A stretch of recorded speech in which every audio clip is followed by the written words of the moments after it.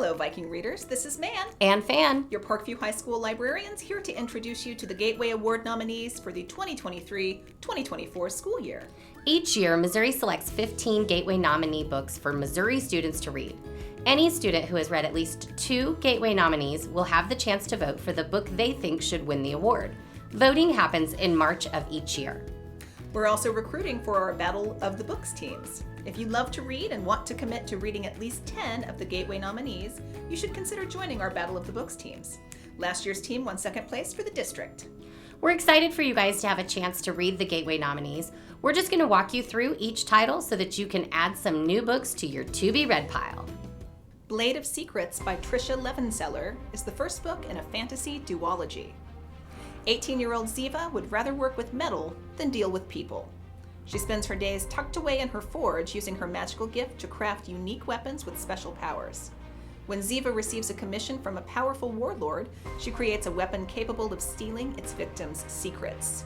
Fearful of the warlord's intentions, she and her sister flee. With the help of a distractingly handsome mercenary and a young scholar with extensive knowledge of the world's known magics, Ziva and her sister set out on a quest to keep the sword safe until it can be destroyed. Concrete Rose by Angie Thomas is realistic fiction. If there's one thing 17-year-old Maverick Carter knows, it's that a real man takes care of his family.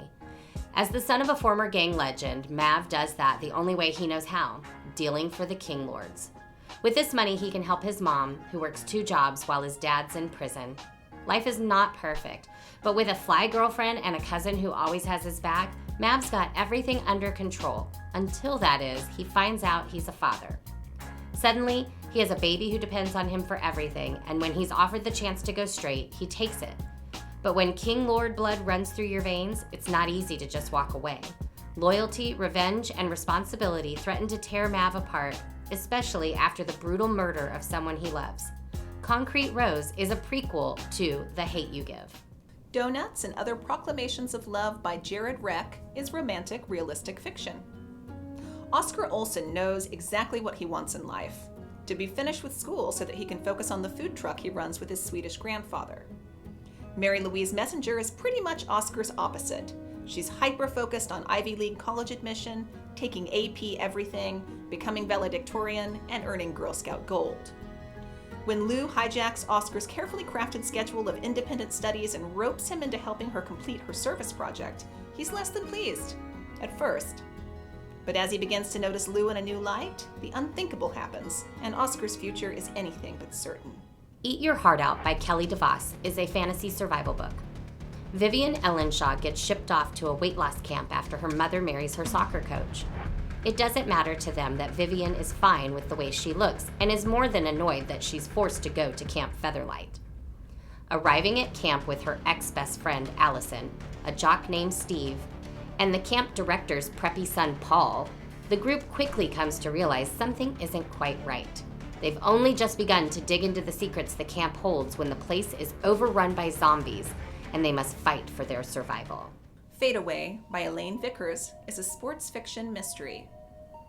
At 8:53 p.m., thousands of people watched as Jake Foster secured the state title for his basketball team with his signature fadeaway.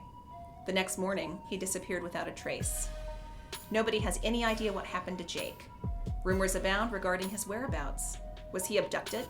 Did he run away to take his game to the next level? Or has something darker happened? Something they should have seen coming. The Hollow Inside by Brooke Lauren Davis is a mystery thriller. Phoenix and her mom Nina have spent years on the road, lying and stealing in order to survive. Now they've made it to their ultimate destination, Mom's hometown of Jasper Hollow, where they plan to bring down Ellis Bowman, the man who ruined Nina's life. After Phoenix is caught spying, she spins a convincing tale that gives her full access to the Bowman family. But as she digs deeper into their secrets, she finds herself entrenched in the tale involving death and a disappearance, a story that doesn't line up with what her mother has told her. Who can she trust? Who, if anyone, is telling the whole truth? The Initial Insult by Mindy McGinnis is a horror thriller. Tress Montour's family used to mean something in their little town. But after her parents disappeared while driving her best friend home, Tress lost everything. The entire town shuns her now that she lives with her drunken grandfather at what locals refer to as the White Trash Zoo. Felicity Tornado has everything: looks, money, and a secret.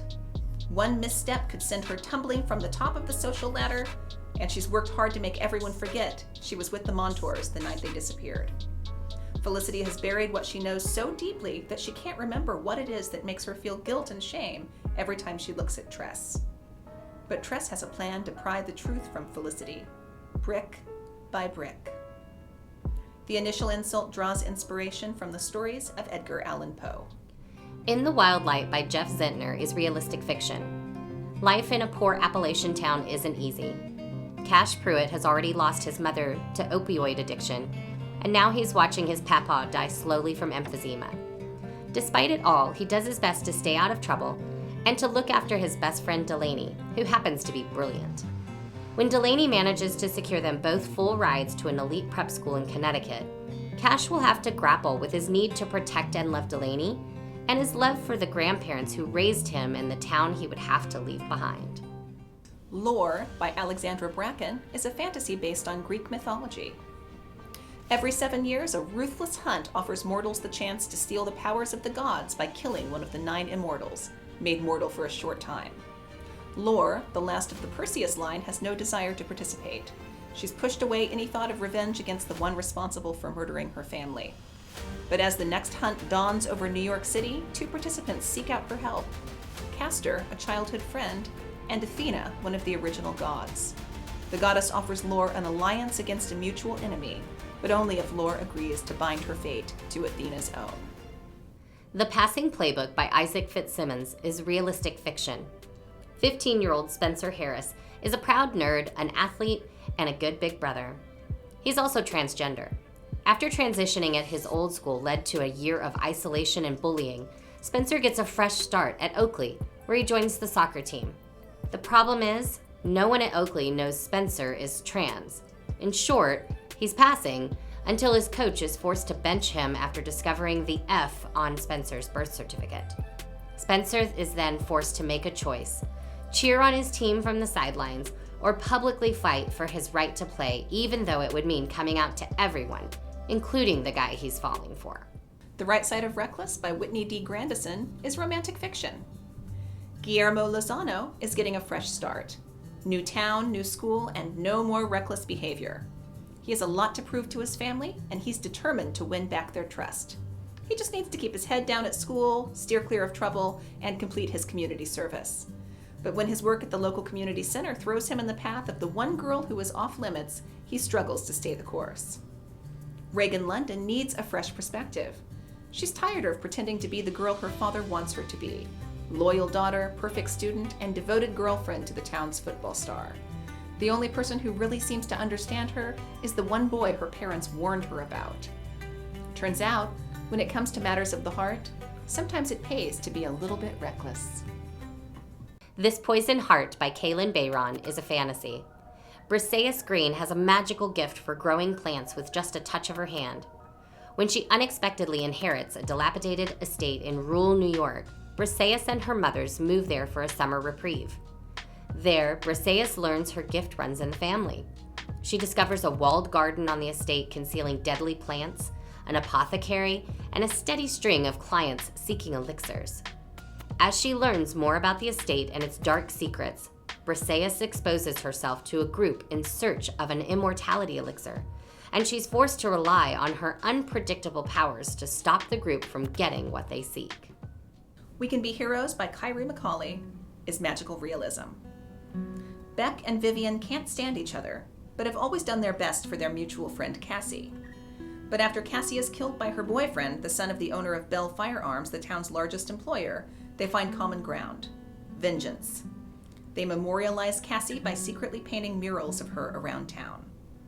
When their murals catch the attention of a podcaster covering Cassie's case, they become the catalyst for a debate about gun violence that Bell Firearms can no longer ignore.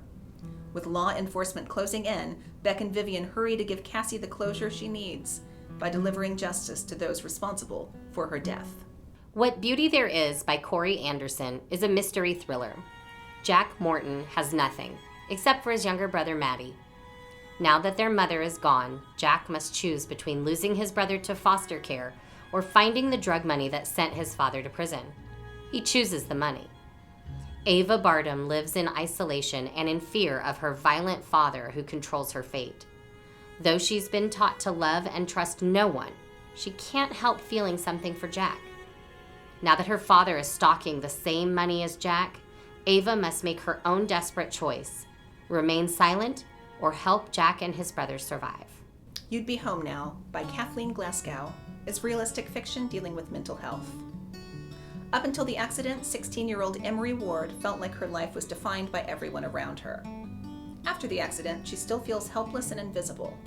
Her classmates think her privilege protects her from guilt and shame, but the truth is, she simply has no one to talk to. Her brother's stint in rehab has changed him, and the boy she likes wants to keep their relationship a secret. When her brother suffers a relapse and disappears, not even the family money can protect Emery, as she discovers how opioid addiction has ravaged her hometown as well as her own family.